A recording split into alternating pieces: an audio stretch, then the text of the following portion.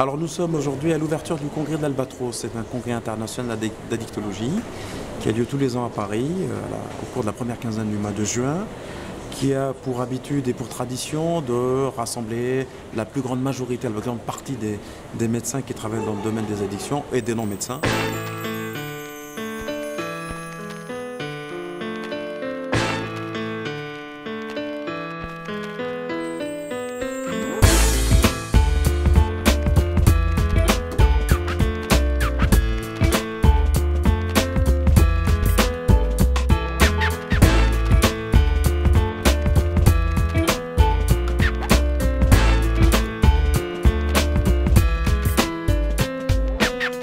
Ce qui est intéressant, c'est que nous avons affaire à un auditoire qui est essentiellement francophone, français, mais on s'arrange, on fait de telle sorte que nous puissions inviter des orateurs qui viennent du monde entier et qui ont pour unique, entre guillemets, qualité, c'est d'avoir marqué l'année qui vient de s'écouler en matière d'addiction.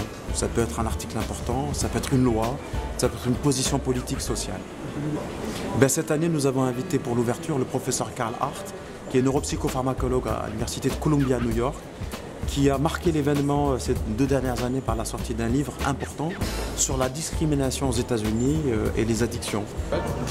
Yeah, as you know, I recently wrote a book, and it's a book that deals with drugs, and it deals with my 24 years of experience with drugs. And the thing is that one of the things that I discovered a number of things in writing this book. I discovered that the field of drug abuse, drug addiction, it's a narrowly focused, and sometimes the people who are experts in the field are not really experts. They only know a small portion of what drugs do and don't do.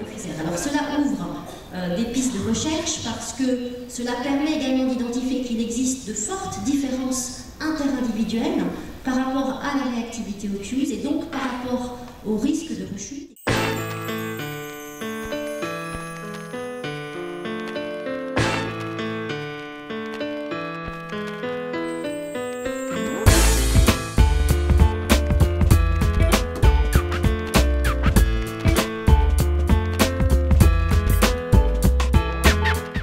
Écoutez, ça fait 8 ans avec le professeur Michel Reynaud, on s'est demandé comment faire de telle sorte qu'un auditoire qui est réputé assez rétif à la communication scientifique en anglais puisse profiter de ce qui se passe ailleurs.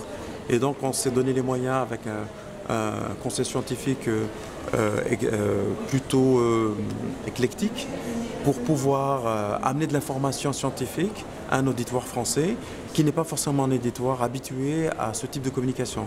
Ce sont les cliniciens, les gens qui travaillent dans des structures de proximité comme l'EXAPA, des structures de prévention.